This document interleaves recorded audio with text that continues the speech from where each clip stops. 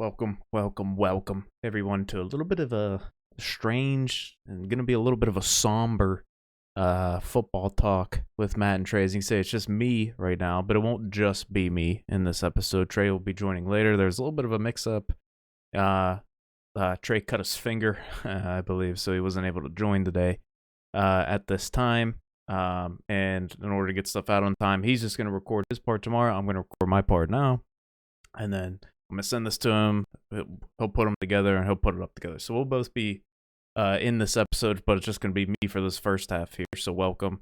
Yeah, and I say a little bit somber because if you don't know, if you've been living under a rock, if you're a sports fan at all, not even just a football fan, you know what occurred Monday night. So Monday night was supposed to be a nice cap to the sports weekend. You know, New Year's and holiday stuff kind of wraps up. Everybody goes back to work the next day. This is kind of a nice little finale here to the holiday season.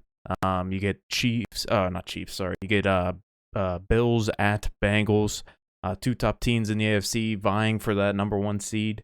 The home field advantage in the playoffs, and they unfortunately the unforeseen, the situation that has literally never happened before in the NFL occurs with safety number 3 for the Buffalo Bills, Damar Hamlin, a local guy to Trey and I. I grew up in McKees Rocks, went to Pittsburgh Central Catholic, where he played high school ball there, and then ends up going to Pitt when he had a choice of almost anywhere in the country to go. The opts to stay home, go to Pitt, and then gets drafted by the Bills in the 6th round. Started about 12 games this season, I believe, for the Bills with Micah Hyde going down, and was playing really well, kind of living out his dream in the NFL. And he just makes a routine tackle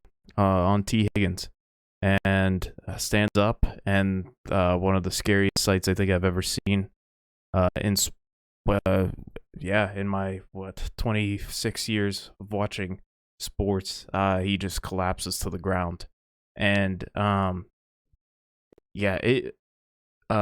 when you kind of knew it was a real, like, just that scene in general was scary, but kind of shocked everybody a little bit. When it really set home to me, where it was bad is they immediately obviously cut the commercial break. Okay, you got a player down, got to go to commercial break. Go to commercial break, come back, and you see everybody out on the thing, and it's like starting to get a little bit real. You see the reactions of players. Oh my God, this shit is real. What happened? What's going on? You know what occurred? And then you see they cut to another commercial break, and they come back, and now the ambulance is there. So now this is like 2 or 3 commercial breaks now, and dude's still down on the field. We haven't resumed play. Nothing happened. I believe they went to one more commercial break, came back, and the ambulance is still there. And, that's when it's like, holy shit, man. What did we just see? Like, what just happened to this guy on the field? This kid, like, really, 24 years old. What just happened? What is going on? But look at the reactions of the players. Like, just the hush, the silence that fell over the stadium. Like, what is going on? Turns out that he suffered cardiac arrest on that hit. The medical staff had to come out and perform CPR on him to revive him. He is now in the hospital, currently still under critical condition. Is currently on a ventilator to keep him breathing. The one positive note is that things are progressing in the positive direction. It's kind of the latest update that I saw. The ventilator was on 100% oxygen, is now on 50% oxygen. So that means his body is working as expected, or starting to work as expected there.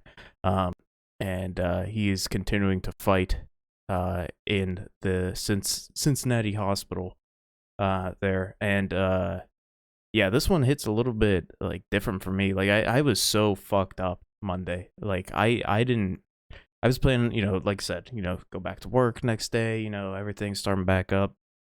I was expected to go to, watch maybe like till halftime, then go to bed, make sure I get enough rest for the upcoming week, all this stuff. Dude, I was up till like at least midnight, maybe 12:30, just like on my phone, ESPN in the corner. I'm just constantly refreshing Twitter, trying to find something positive about his condition, what's going on. Is he awake? Is he, what is going on? Um, and I know I'm not the only one because you've seen the reactions of everybody else in the media world and seeing what's going on across the whole sports world, and especially here, in the Pittsburgh area. There's a lot of support and prayers for the family there, but it was one of the scariest. Like I'm kind of at a loss for words to kind of describe the feeling that kind of came over uh myself when watching that whole scene. And I mentioned just a little bit of, before I kind of went on this little bit of a tangent here, that something hits a little bit close to home, a little bit like, growing up in the Pittsburgh area, there's a lot of great athletes that play football that end up going on to have, great careers. You got Miles Sanders, you got DeMar Hamlin, you got Khaleke Hudson, Darrelle Revis back in the day, people like that, So when I was in high school and when I was in college or whatever, I'm keeping up with these dudes, like these local guys that have a chance to make it, have great college careers and chances to make it to the NFL, stuff like that. And DeMar was like one of the last people that I followed through high school, kept up with his high school, kept up with his recruiting, kept up to with him in college, and watched the draft, saw him get drafted that year in the 6th round. So I'll scroll across the screen. And just a local guy, and it this situation could not have happened to a better person. I mean, you see, well, if you haven't seen, he has a charity out there for a tour drive that he's been doing kind of every year. I believe he started that once he graduated, either once he ended college or while he was still in college. I'm not sure, because NCAA rules, stuff like that, kind of got, it's hard to say when exactly it started, but he had a very modest goal of 2,500 in there, and I believe that charity is now up to, I think, over $7 million now in there. And that's just like one of the many acts of kindness and just great things that DeMar has done, not only for his community back in McKees Rocks, but also people in Buffalo. That he's just, if when you picture an athlete and like how you want them to act off the field and stuff like that, that's DeMar. He's everything that you see coming out about him, everything that you read, everything you see. He's just a great down to earth guy. He's doing it for all the right reasons, and it absolutely is. It just blows that this situation happened to him. This freak situation happened to him. So definitely, like, the positive news that has come out recently, that things are trending in the right direction, has definitely made me a lot more comfortable to do this right now, because definitely Monday night and Tuesday I was like, I don't know if Trey and I should even record this. I don't know if I can. I don't know, like, it just wouldn't feel right doing anything about it. And you saw that kind of with a lot of the different sports shows out there. Definitely that Tuesday morning and Tuesday afternoon, where like it just did not feel right to talk or think about anything else other than DeMar, his family, and the whole situation that's going through there. But luckily we've gotten, there's some more positive news out there. Things are trending in the right direction. That's the best case scenario at this time, is that things are getting better there. Now, I also read that the hospital staff is still monitoring the situation. Things are kind of going slowly, but this is, from what I understand and what I've read, this is kind of standard procedure. When you got somebody in this condition, you kind of take things slow. You get them in a stable condition. You slowly start dial things back so you can run your tests and check everything out and make sure everything's okay. So he's definitely under the best care that he could possibly be under.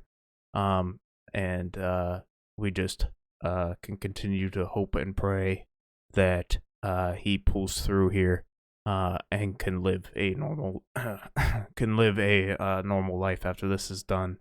Thoughts and prayers still out to his family. Definitely all the support and all the good vibes heading their way. Yeah, and that's kind of where I'm going to leave that situation right now. And we will continue to watch and continue to monitor. And I'm sure we will continue to talk about this situation as the weeks go on, until things are extremely better for Damar. So yeah, I'm just gonna do a quick run through the games, and then we'll preview, make our picks. Trey sent me his picks so that we can cover them here. He will cover mine there, just so we have a reference of where everybody's at. So I'm just gonna run quickly through these games. I'm not even gonna pull them up, run through. I'm just gonna kind of run. Well, I'll pull them up on my screen so I know what the hell I'm talking about. But I'm not gonna pull them up here. I don't see the point because I'm just gonna kind of rapid fire. So Thursday night, 29th, you got Cowboys at the Titans. Cowboys pulled out 27-13. Good win for the Cowboys, keeps them in position to go for that number one seat in the NFC. Excuse me, apologize. Trey and I both picked the Cowboys, both got it right. Next game here, a game that didn't matter. Both teams already eliminated from playoffs. Here we got the Cardinals at the Falcons. Falcons pulled out 20-19 in a final second field goal. I picked the Cardinals, got it wrong. Trey picked the Falcons, got it right. Bears at the Lions. The Lions spank them. And keep their playoff hopes alive with a win against Chicago. We both picked Lions, both got it right. Broncos at Chiefs. Chiefs pulled out 27-24. We both picked Chiefs, both got it right. The Patriots at Dolphins. Patriots pulled out 23-21. Keep playoff hopes alive there. We both picked Pats, both got it right. No Tua in that game. Was Teddy, who ended up getting hurt, and then Thompson, I think was the quarterback's name, ended up coming in. He actually looked pretty good there for a bit, so good for him, stepping in when he needs to be. Colts at the Giants. Giants whoop the Colts' butt in that one, 38-10. We both picked Giants, both got it right. Saints at the Eagles. Saints pulled out 20-10. Eagles were not playing Jalen Hurts once again, and so Philly is still kind of in limbo there for that top spot. It's getting a little tight. And this next week's game is gonna matter a lot here. Panthers at the Buck. Oh, we both picked Eagles, both got it wrong. Panthers at the Bucks. Buccaneers pulled out 30-24, clinched the NFC South, I believe, knocked the Panthers out of the playoffs. And Buccaneers get into the playoffs. So good, Tom Brady back in the playoffs again. We both picked Bucks, both got it right. Browns at the Commanders. Browns pulled out 24-10. Commanders' playoff hopes are dead, even though for some reason Ron Rivera didn't know that was a thing, or he was joking, or whatever. I don't know. If he didn't know, that's fucking bullshit, and he's a fucking asshat for not knowing that. And even worse, that they started Carson Wentz in this game, who fucking absolutely blew it up. And that just makes me think that they didn't know that they could get knocked out of the playoffs if they lost this game.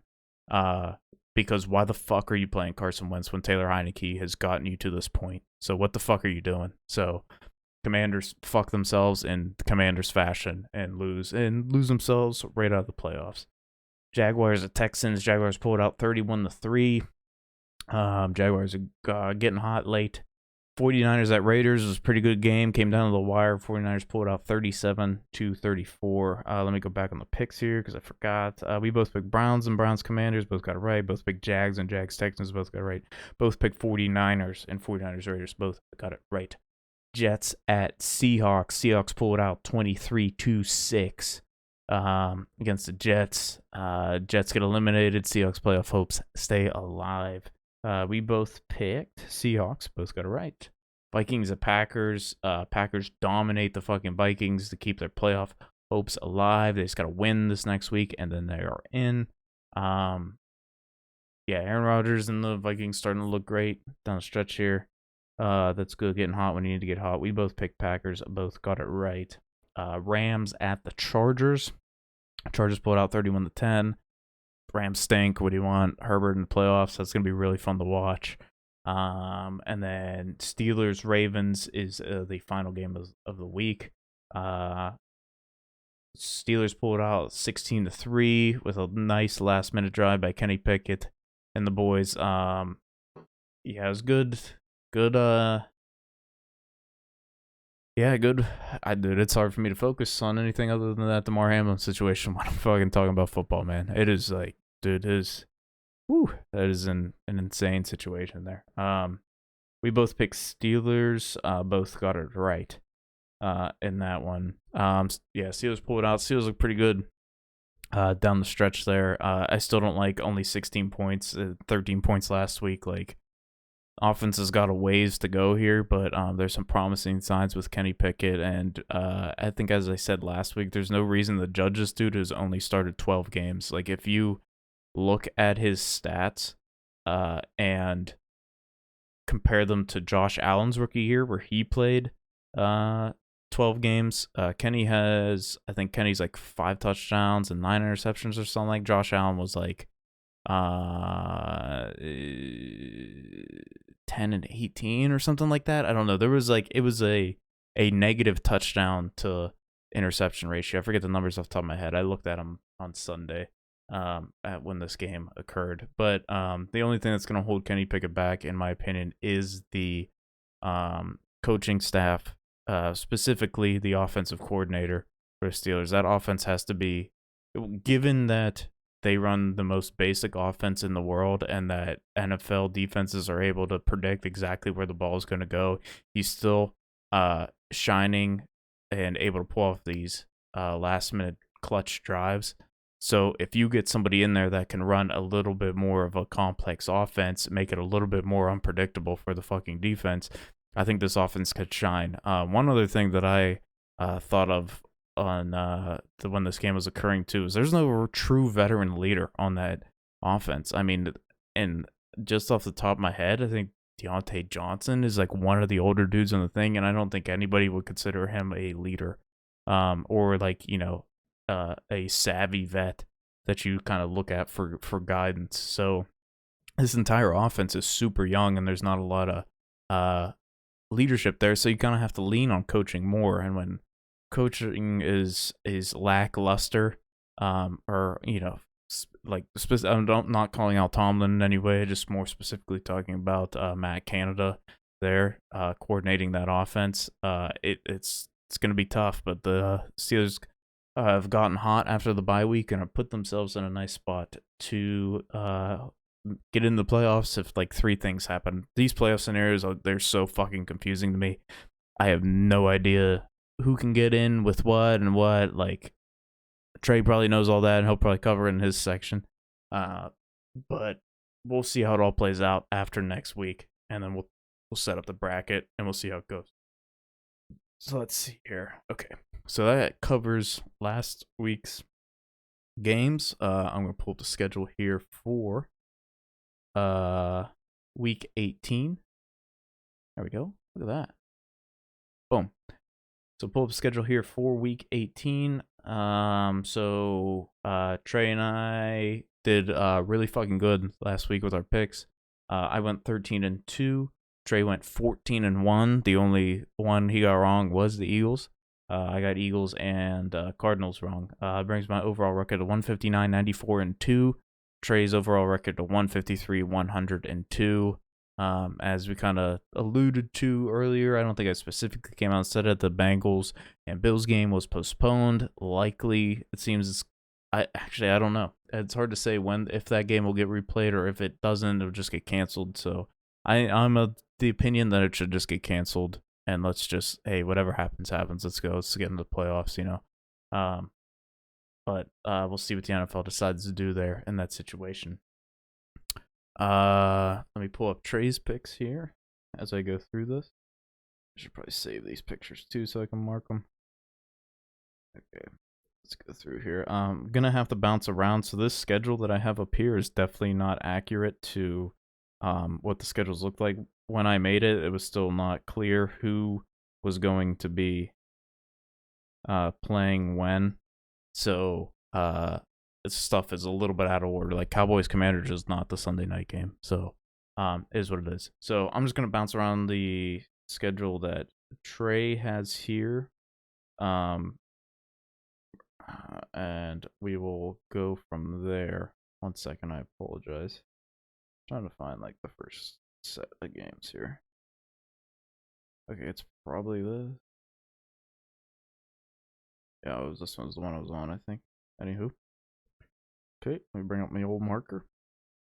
So I can mark these and then send it to Trey. You can see. Okay, first one we're going to start off with is Chiefs at Raiders. Chiefs are 9.5-point favorites on the road. If they win, they get the #1 spot, I believe. Raiders are eliminated from the playoffs. So I'm gonna go Chiefs here. Raiders aren't really playing for much. Chiefs are playing for something. And yeah, I think Chiefs are the better team anyway.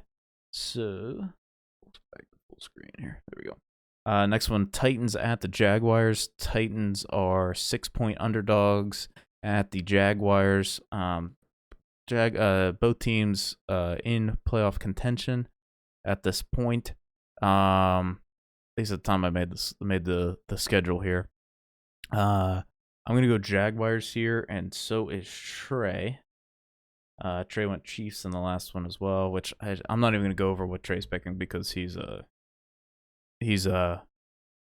go over it in his section at the end here. I'm gonna go Jaguars. Think they're a better team. They're playing to get into the playoffs. If they win, they win the division. So I think the Jaguars pull it off for sure. Next one here, we're gonna go Ravens at the Bengals. It's here in the middle. Bengals 7-point favorites at home. Both teams in the playoffs. I believe Bengals trying to secure that AFC North. I don't believe they have secured it yet. I'm gonna go Bengals here in this one. Pull it out. Ravens have not looked good as of late. Offensive firepower is down, and I don't think Lamar, I don't believe, is trending to play, so I think it'll be Huntley in there again. Next one, Browns at the Steelers over here. Steelers are 2.5-point favorites at home against the Browns. They have to win to stay in the playoff conversation. I'm going to pick the Steelers to win. I think that game last week will rally the team, especially playing at home too. Fans are gonna be loud. I think they pull it out and get the win. Let's save this. Okay, let's open up our next one here. Edit, mark. Vikings at the Bears is the next one we're gonna go after. Vikings 7.5-point favorites. I think the Vikings can maybe make a play at the #1 seed definitely can with like the Eagles kind of floundering here. So Vikings are definitely playing for something here. With that being the case, I'm going to pick them and go with the Vikings. Bears stink. Next one, Patriots at the Bills. There it is down here, bottom left. Patriots at the Bills. Bills are 7-point favorites. At home, there's no reason not to pick the Bills here. Moving on, Jets at Dolphins. Where is that game? There it is over here. Jets at Dolphins. Jets are 4.5-point favorites at home.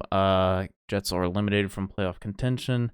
Dolphins are not. I don't know if Tua is playing or not. I'm gonna go Dolphins in this one. I'm gonna go Dolphins. Because they're playing for something and the Jets are not. Buccaneers at the Falcons. Here it is over here. Buccaneers 4.5-point favorites on the road. Have already secured the division. Or they're not 4.5-point favorites. 4.5-point underdogs on the road. 4.5-point favorites are the Falcons at home. I'm sure that Tom Brady and a bunch of those veterans on that team are resting up for the playoff run. That's probably why the Falcons are favored. And with that being said, I am going to go Falcons in this one. Going to go Falcons in that one. Next one, Panthers at Saints. Saints 3.5-point favorites at home. Both teams eliminated from the playoffs. I'm gonna go Panthers. I'm gonna go Panthers in this one. Okay, let me save this.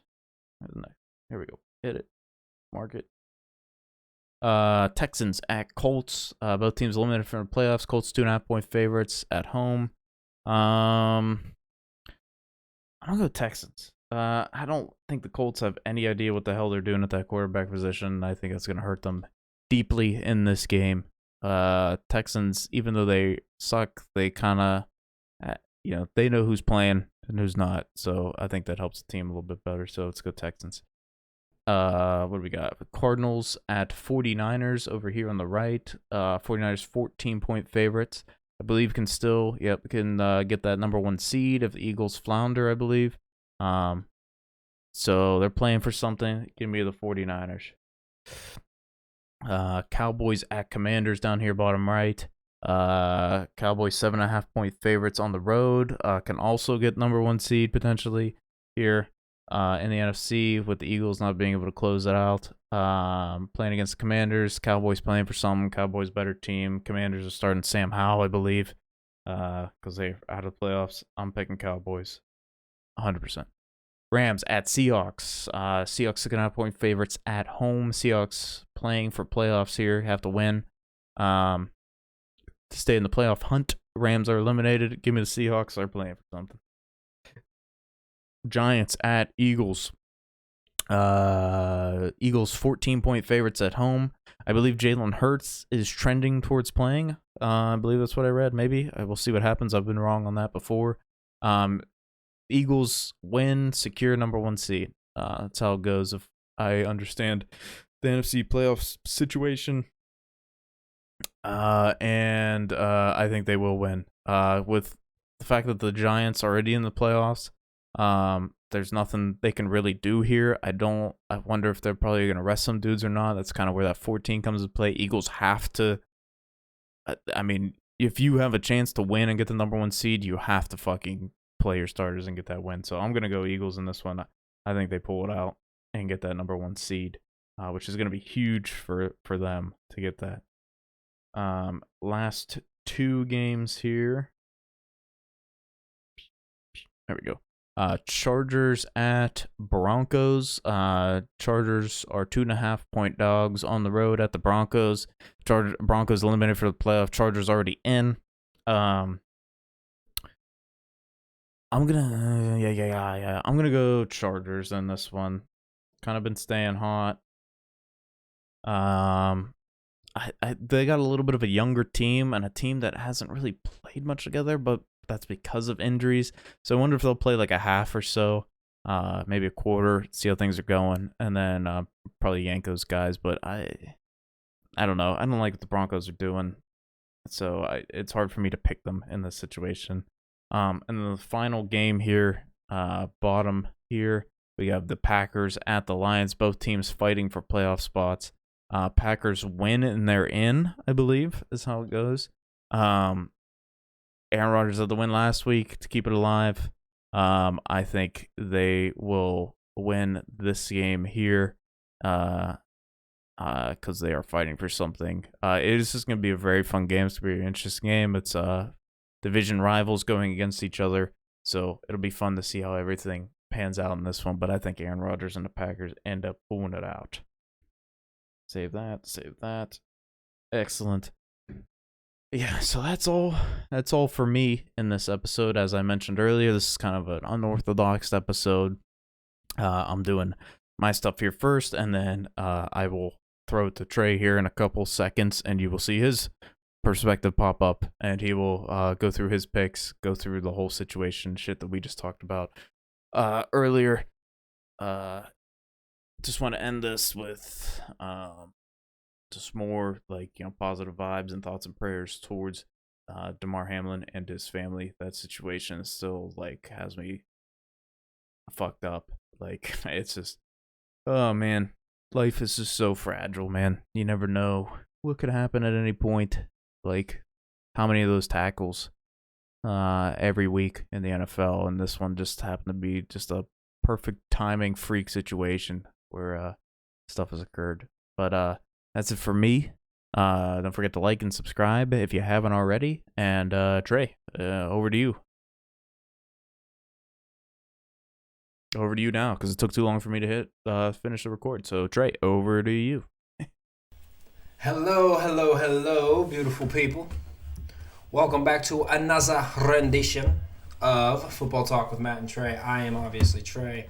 as I try to get the lighting semi-decent here. Matt will be here as well, but we had to kind of separate here. We were not able to kind of get this done at the same time. We were scheduled to record at our normal time, and then I fucking was helping a family member move some things and sliced my finger with like one of them Joker smiles, like all the way around my index finger here. Like the skin was doing it. It was talking like that, so got that all situated, slightly bandaged up.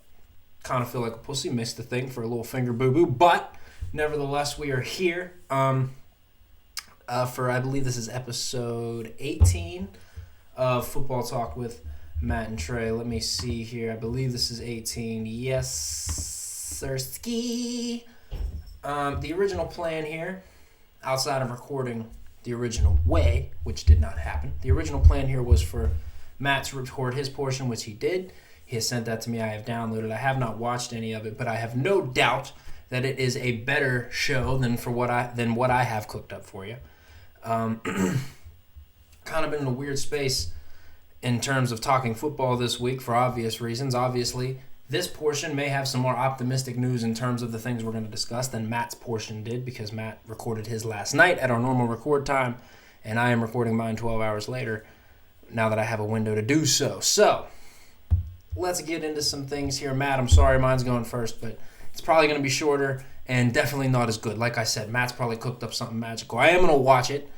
Maybe I'll watch it before I put them out and then decide, but if this is first, this is first. If Matt's is first, it's first. Either way, this is Football Talk with Matt and Trey, episode 18, unconventional. We're coming down the wire. We're hitting week 18 here. Unconventional things and unprecedented things have been happening since Monday. So, let's get this rolling. First things first, big elephant in the room before we discuss any football, Damar Hamlin. Monday Night Football against the Bengals, makes a routine tackle against T. Higgins. I'm not going to, again, reiterate too much again. I don't know what Matt said. Matt's thorough. He's a showman. He's great at what he does. I'm assuming he's gone into detail over all these things. So, routine tackle on T. Higgins. Seemingly gets up okay, collapses straight back down into the field. 16 minutes later, after resuscitation, CPR, restarting his heart essentially, died on Monday Night Football. He was taken away in an ambulance to the, I believe, the University of Cincinnati medical facility, where he has since been. There has been, now, I don't know what all Matt has discussed. Again, I will say that 1,400 times in this portion, but I know that there's more updates on Damar Hamlin since his recording. Now, as of an hour ago, Damar has shown remarkable improvement over the past 24 hours. While still critically ill, he has demonstrated that he appears to be neurologically intact. His lungs continue to heal, and he is making steady progress. Since that has come out, I have since seen reports that he is awake and holding the hands of his loved ones. I believe his agent told CNN. So, nothing but fantastic news in the world of Damar Hamlin. Obviously, you never want to see a tragic like that happen. You never want to see someone go down. And as someone who has played football, been a fan of football, loved football their whole life, I think that struck everyone who has that level of love for the game and has played the game on some level and has an intense love and knowledge of the game. Like, that shook all of us. That portion of us. There's obviously a portion of the fan base that is disgusting, the fantasy football only people, the fucking gambling addicts, those fucking degenerates that only see these people as numbers and as Madden statistics. But obviously these are all people who put their bodies on the line every Sunday. Obviously they're paid handsomely well, but some would say, I think after this weekend, that they're not paid enough still. It's just definitely scary. Pittsburgh kid, went to Pitt, drafted by the Bills. He's been fantastic in his second season. Has had to do a lot because of injury. And you hate to see it. Like, anybody who's ever played football at any level has made a tackle or been a part of a tackle like that. I mean, you kind of run into the dude, bear hug him, and roll. And there's been no confirmation that it is what the term that's been going around, commotio cordis, I believe is what it's called. Commonly see it in baseball players, hockey players. If you would take a ball or a puck to the chest at the right time in your heart's electrical pace or whatever, it can trigger cardiac arrest. It's very rare, and again, you only see it in those two sports, primarily baseball And when you describe what it is, it's rare you don't see it more in football. But wow, absolutely crazy. I have nothing but respect in all but one instance, and we'll get into that, for the way that the coverage has been on this. Maybe two instances. The Skip Bayless tweet, we'll get to that first. I initially didn't see the outrage with the tweet. Don't come at me crazy, all right? Now, discussing the game while he was down, wrong place, wrong time. He didn't say anything particularly crazy in the tweet. It was the timing of the tweet and the matter-of-fact attitude he has post-tweet. Skip has this problem where it's just like, I'm not taking it down and I don't care. Now, it might be the end of his show because he has pissed Shannon off. His insensitivity, his lack of empathy in situations, his lack of viewing these people as people is the main fucking problem. And someone that I have a big issue with something that they've said, for someone who has played the game at the high level that they played it at, is Bart fucking Scott. What's with the amount of guilt trying to be placed on T. Higgins' shoulders? You don't think dude's fucked up? I'm not even going to describe nothing. I'm not even going to mention it because it doesn't even need to be said. He did nothing wrong. He caught the ball. He tried to get a first down. He was tackled. I'm not even going to repeat what Bart Scott said because it's fucking gross. But fuck that dude. Obviously, I have big respect for Bart Scott as a player. He played I loved him on the Ravens. He was great. He was good on the Jets. I don't understand how a former player who played at the level that he played at, the way he played, can say what the fuck he said.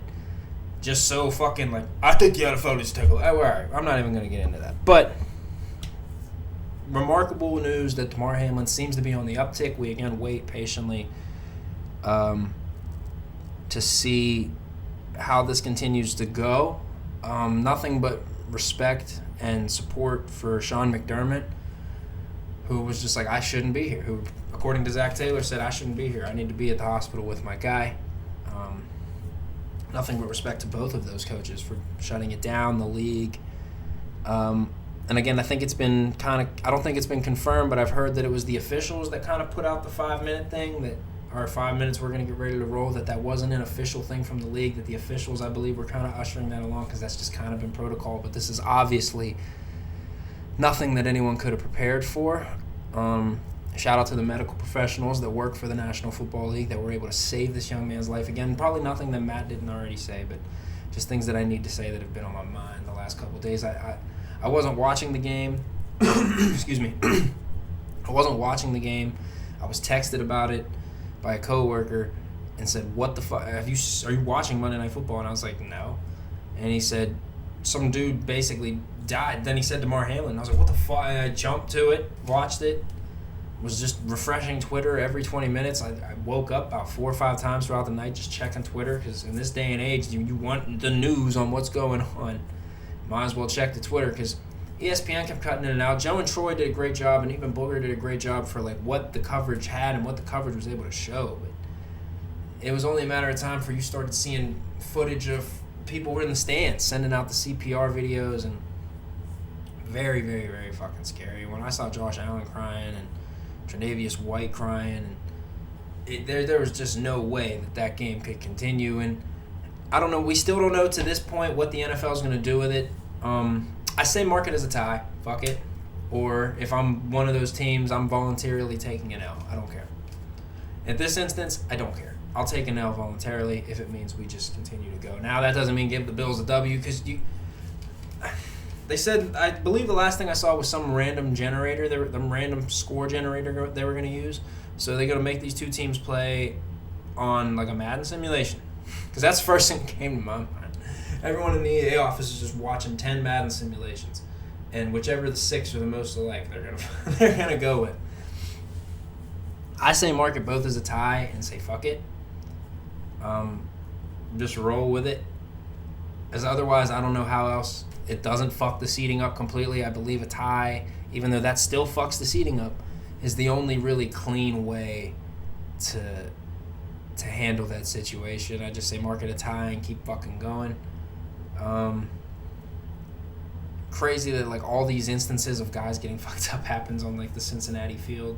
AB, Shazier, obviously another scary one. Tua earlier this year. Excuse me. It's just very unfortunate. Obviously, Nothing but positivity and prayer towards Damar Hamlin, his loved ones. Obviously, his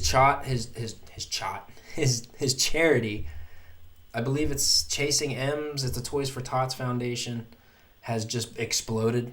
Numerous celebrities, numerous fans donating. You love to see it. But I guess we can get into a little bit of football. I'm not going to do the full recap again. I'm assuming Matt did all that because, again, he's the guy. He's the Juan. He's the backbone of the show. We'll just get into a couple headlines here. I believe the Packers will make the playoffs. I think Aaron Rodgers is cooking. And I believe if the Packers get in the playoffs, they could go on a little bit of a run. I'm just going to say that. Obviously, we'll touch on the Steelers-Ravens game. I'm loving what I'm seeing out of Kenny Pickett. I'd like to see him stand in the pocket and be more confident in his reads. He's kind of seems to be relying more on the scramble out, find something route, which a lot of young players do because at that point when things are breaking down, you're running around, you're just playing football at that point. It's not about X's and O's, and it's not about Canada's stupid fucking scheme. Shout out to the defense, even though we're playing Tyler Huntley. No disrespect to Tyler Huntley, but why is he the backup quarterback? Why? Like, Colin Kaepernick's been out there for years trying to get a job, and this dude's your backup quarterback? I believe he's solely the backup quarterback because he's literally Lamar without the ability to throw past his second read. And Chris Collinsworth called him out for it on air. He was like, if his first read's not there, he's scrambling and he's running. Like, he called him out for it on air for basically being like, yeah, this dude's like a high school, college-level quarterback when it comes to throwing the football and going through his progressions. And you could see it. One, not there. Gone.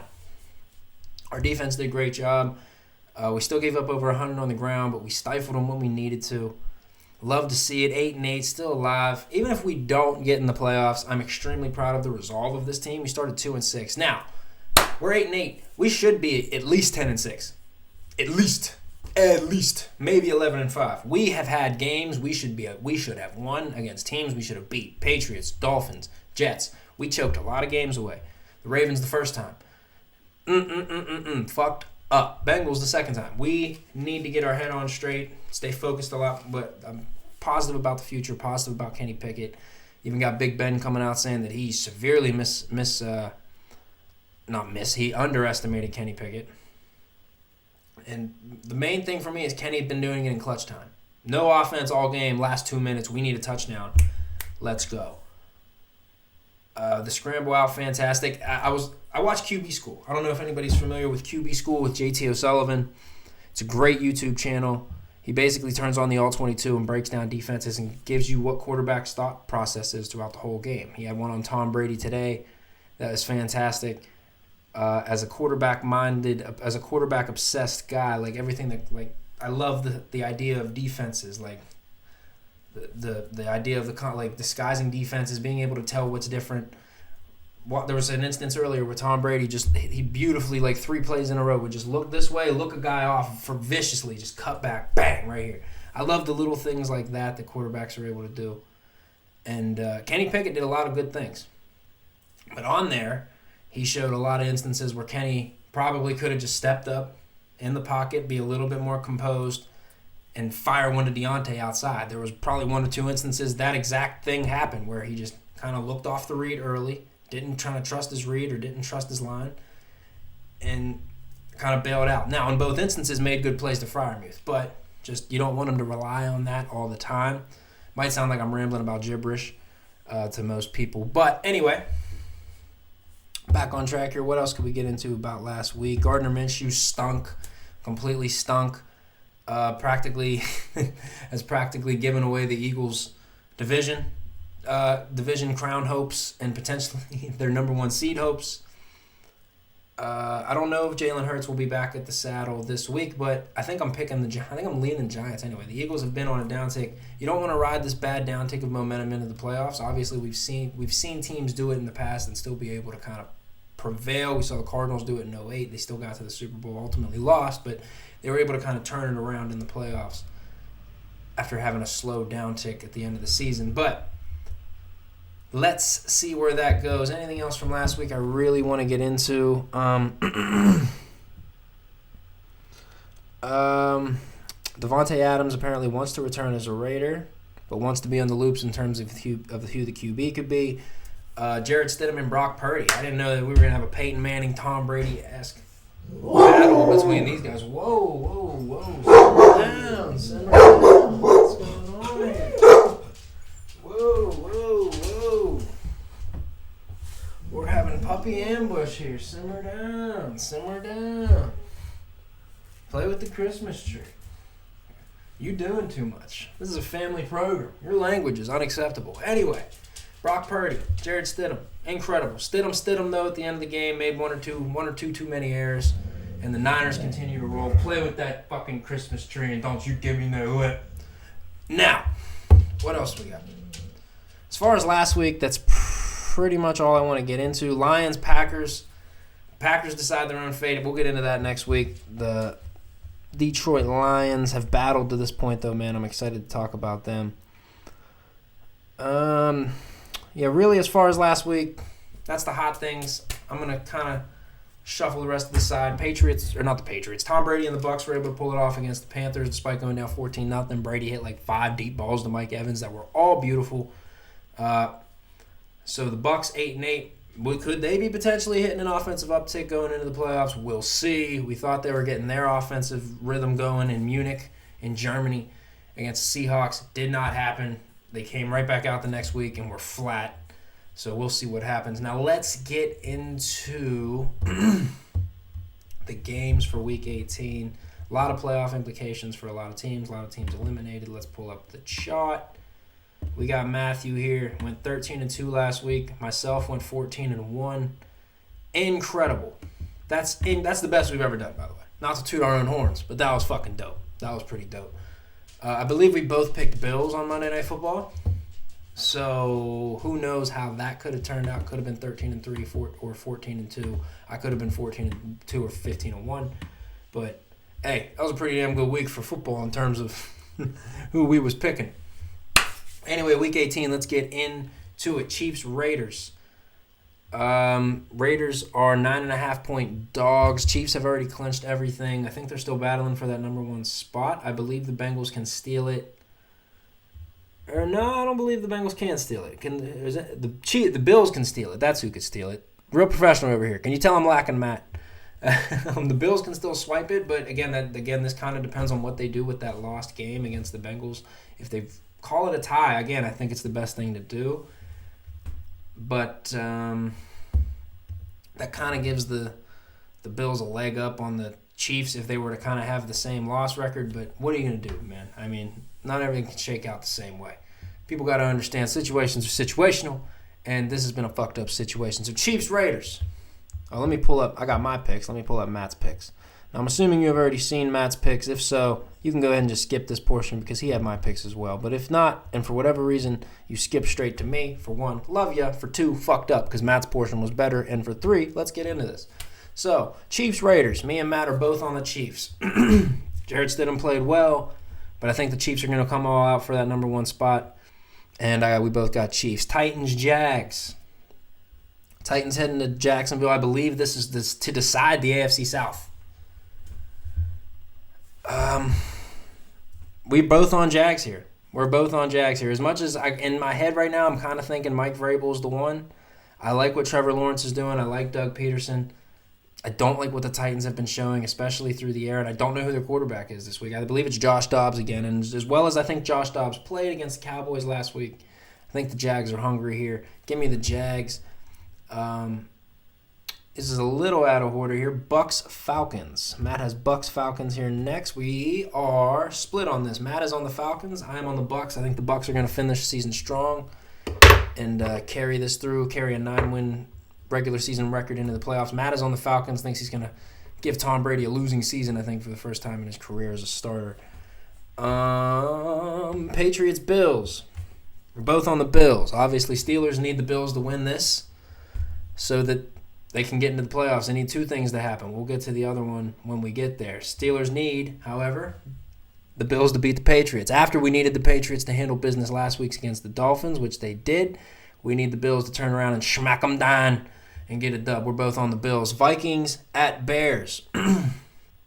Vikings got fucking smacked last week. Still the champions of the North. We're still both on the Vikings here. I think they'll bounce back against a Justin Fields-less Chicago team. Ravens, Bengals. Give me the Bengals, man. Hard for me to pick the Ravens after the quarterback play I've seen. I think they're in big trouble in the playoffs if Lamar does not come back. Give me the Bengals. We're both on the Bengals. Chargers, Broncos, we're both on the Chargers. Obvious reasons. Chargers have seemed like they're kind of finding their rhythm here as of late. And the Broncos, even though they seem to be playing with more energy, still stink. Lions, Packers. I want to pick the Lions, man. I did. And I think Matt probably felt the same way. Again, I haven't watched it, but I think he feels the same way. But the Packers look good these last couple weeks, man. Aaron Rodgers looks good. Give me the Packers. Matt's on the Packers. Texans, Colts. Both these teams stink. Who the fuck cares? We're both on the Texans. Jets, Dolphins. Now, need the Jets to handle business. I think Mike White is still fucked up. And the last time we needed the Jets to handle business, they did not do it. But I'm an optimist, and I'm picking the Jets. I think the Jets will upset the Dolphins because I don't know who the Dolphins quarterback's going to be, whether it's Teddy or that other guy. But I believe it's definitely not Tua. So give me the Jets. Matt's on the Dolphins, however. Panthers, Saints. Panthers, Saints. Matt's on the Panthers. I can't blame him. I went back and forth on this one, but I thought, who's going to play harder in their last two games? Who do I expect more out of in this last game of the season? And I believe I've seen more life out of Dennis Allen and this Saints offense with Andy Dalton. I like the Saints. I think they'll finish the season strong, 8 wins. Giants, Eagles. This is me and Matt are split again here. I think the Eagles are on a little bit of a slide. I got the Giants. I think Danny Dimes, I believe the Giants now then, they have nothing to play for, but I believe they're playing everybody. Give me the Giants. I think the Giants pull this off. They're 14-point underdogs, and I don't know why, so maybe something has changed and they've benched somebody, but I'm picking the Giants.